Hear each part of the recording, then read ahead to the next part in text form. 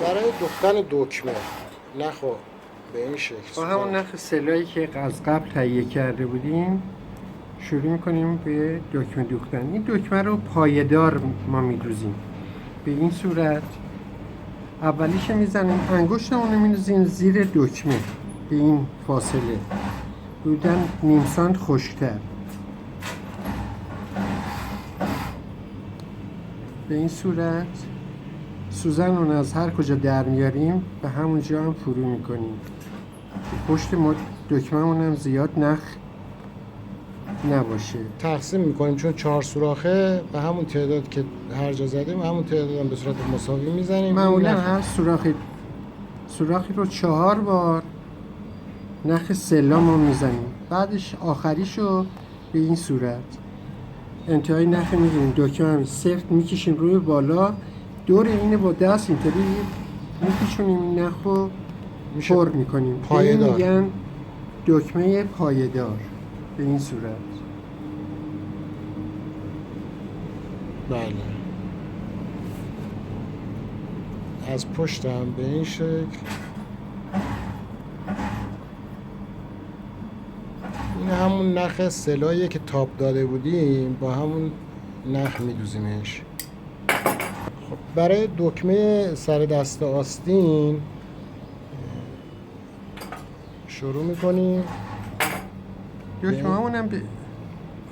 دکمه هم به همون ردیف، یعنی چون اینا خال داره، خالاش همه رو به یه طرف میدونن که شکل تر باشه. دکمه سر دست دیگه نیازی به پایه‌دار بودن نداره.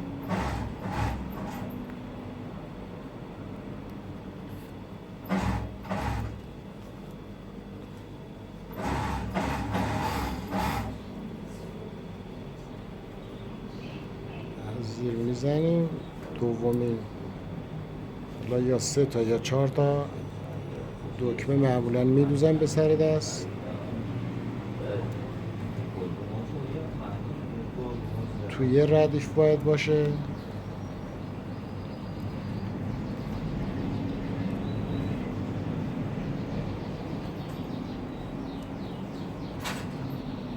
سومیش هم از زیر باز نخمون رو رد میکنیم، به این ترتیب میدوزیم. طرف مقابلش هم باز به همین شکل انجام میدیم. حالا بعضی 3 تا دکمه میدوزن، بعضی هم 4 تا. اونایی که معمولا قد آستین بلندی دارن و قد بلندی دارن، حالا 4 تا هم بدوزیم. دکمه هم همونطور که توضیح دادیم خال داره، این خالاش همه رو یه طرف میندازیم، مثلا یکیش اینوری نباشه یکیش اونوری. اینا البته سلیقه‌ایه. از زیر به این شکل سرقایمی میزنیم، به این شکل دکمه سر دست آستین هم دوخته میشه. توی این قسمت کت ما تموم شده، داریم توی نهاییشو میزنیم. میندازید روی بالشتک، به این ترتیب همه جاشو اتو میزنید، همه جای کار اتو میزنیم. حالا ما خیلی هم زیاد طولش نمیدیم، ولی خب شما همه جاشو باید بندازید روی بالشتک و جاهای حساسش و پایین کار و جلوی کار و همه جای کار رو باید به این شکل اتو بزنید. این اتو زدن آخر به خاطر اینه که کلیه لقیای پایین و هر کجا هستش اونا رو ما با اتوی خشک حتما باید باشه. با اتو بخار نمیشه این کار انجام داد، چون کار پرس نمیشه.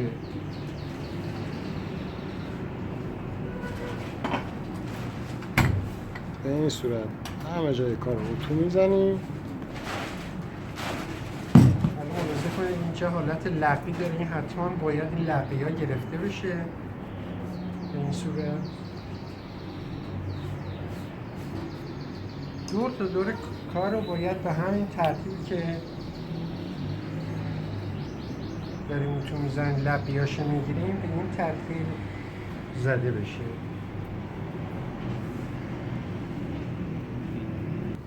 قسمت چاکش هم به این ترتیب مجددا میذاریم، اتو میزنیم دور تا دور کارو.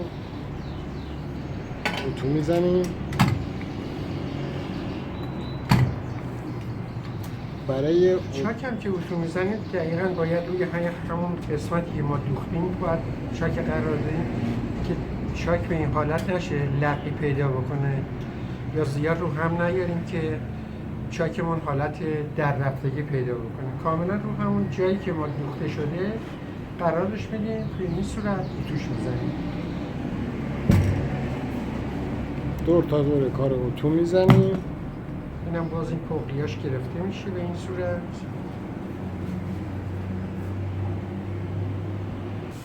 خب ببین قسمت پشتم به این صورت پشت کارم بله به همین صورت میندازیم روی طیاره. توی نهایی باید همه جای کار رو و همون حالت خودش باید بندازید. حالا روی بالشتک یه جاهایی رو باید بذارید روی جانب طیاره و کاملا لقیاش رو بگیرین صاف کنین. اتوی نهایی خیلی مهمه. به این صورت ادامه میدیم.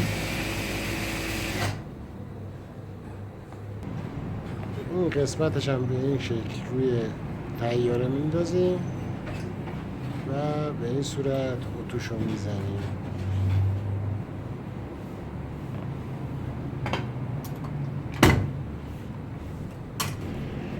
این قسمتش هم به این شکل روی طیاره میندازیم و به این صورت اتو میزنیم. طرف مقابلش هم به همین شکل. استاد بیاتی شونه اتو زدن قسمت روی سینه رو اتو نباید روی آستین بده. روی آستین اصلا دقیقاً نباید. تا اون لبه یه چیز باید اتو تو رو کنترل لبه بکنی آستین که لبه اون نره. رو لبه آستین به این صورت اصلا اتو نمیزنیم.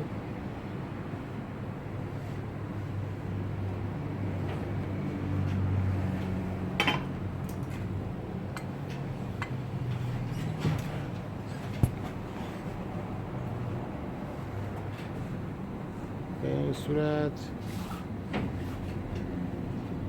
قسمت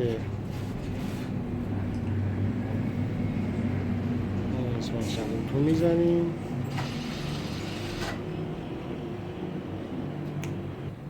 اون قسمت زیر کف حلقش هم میندازیم باز روی طیاره به این شکل اتو میزنیم.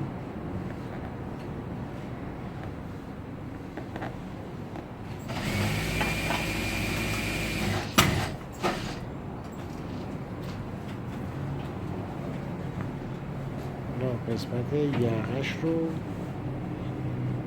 به این شکل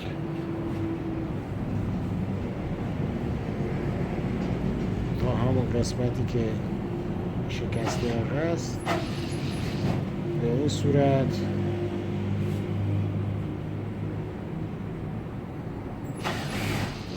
اتو میزنیم.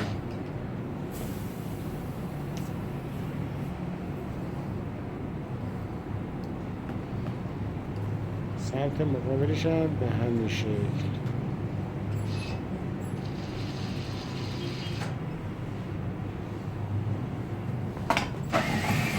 این قسمت یقه هم به این صورت میندازیم روی طیاره و به این شکل پشت یقه رو اتو میزنیم. به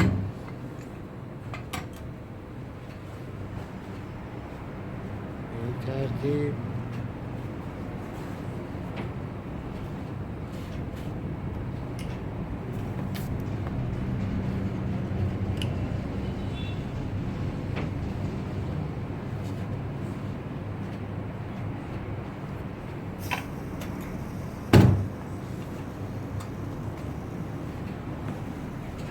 قسمت یقه هم باز به این شکل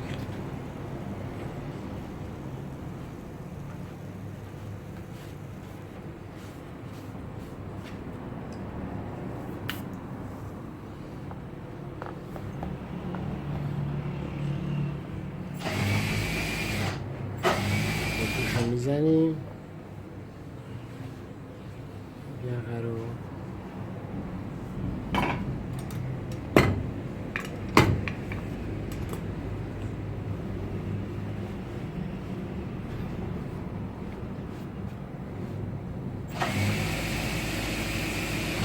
البته بعضی از آقایون دوست دارن یقهشون حالت ایستاده باشه، پایینش. بعضی هم دوست دارن که حالت تا افتادگی داشته باشه. حالا ما این الان تا انتها تا میندازیم، اگر نخواستن مجددا تاشو براشون میگیریم.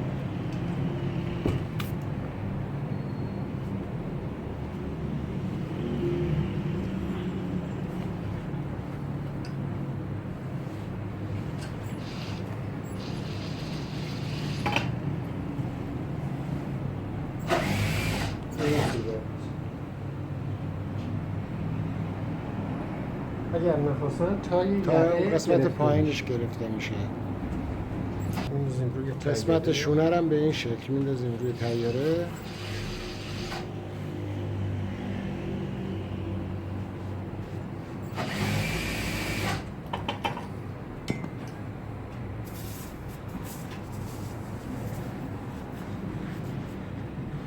سمت مقابلش هم به همین شکل میندازیم روی تیاره و به این شکل اتوشو میزنیم.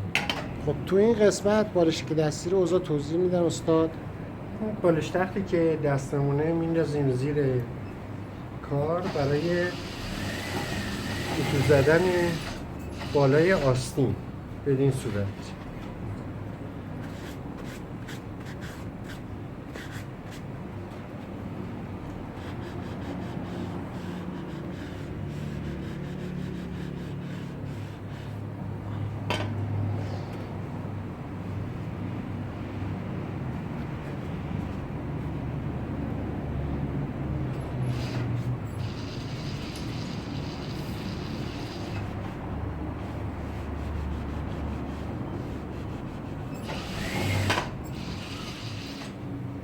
بدین ترتیب بالای آستینمون رو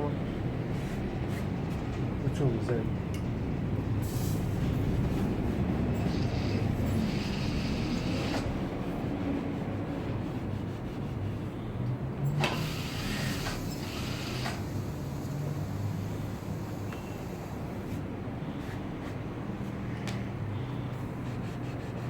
طرف مقابلش هم به همین شکل اتو میزنیم. اینم تا همین حدود تقریبا 10 سانت پایینتر از حدود 10 سانت پایینتر از درزشونمون بالاسینمون رو با بالش تخت اتو میزنیم. این برام تقریبا از 2-3 سانت بالاتر از درز آستین پشتمون. بدین ترتیب میریم برای مرحله و در انتها به این صورت روی آستین رو میندازیم روی تیاره. استاد توضیح میدن. آستین همونطور که استاد بیاتی توضیح دادن، آستین اینطوری می‌ریزیم روی تیاره، دستمون رو می‌کنیم توی آستین از این پایین بدین صورت. تمام آستر که اگر جمع شده با دست صاف می‌کنیم به این صورت.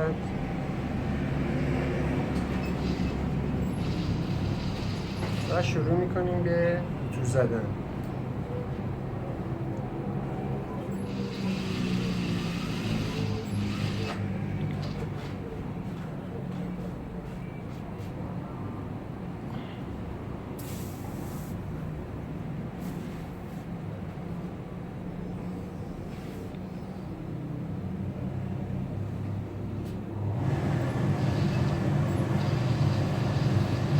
این شکل بالای آستین رو روی تیاره میندازیم و اتو میزنیم. سر جای خودش باید باشه.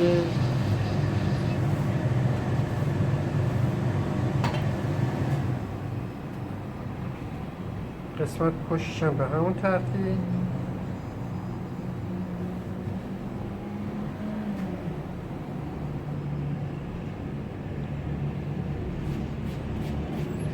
دیگه کتو که اتو زدیم دیگه این مرحله آخرشه. همه جای کتو اتو میزنیم، بعد میندازیم روی تیاره به این شکل آستینش رو اتو میزنیم.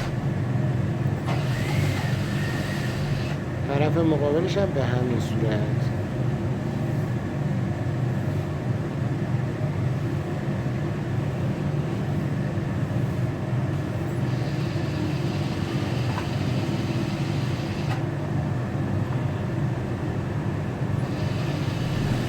بعدش که هر دو طرف زدیم، حالا وسط آستین می‌ریزیم به این صورت.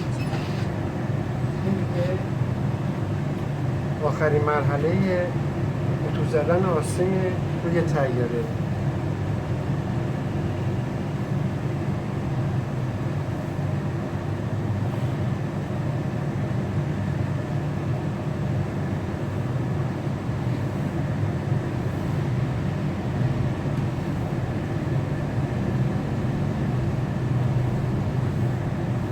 ممنون، خسته نباشید.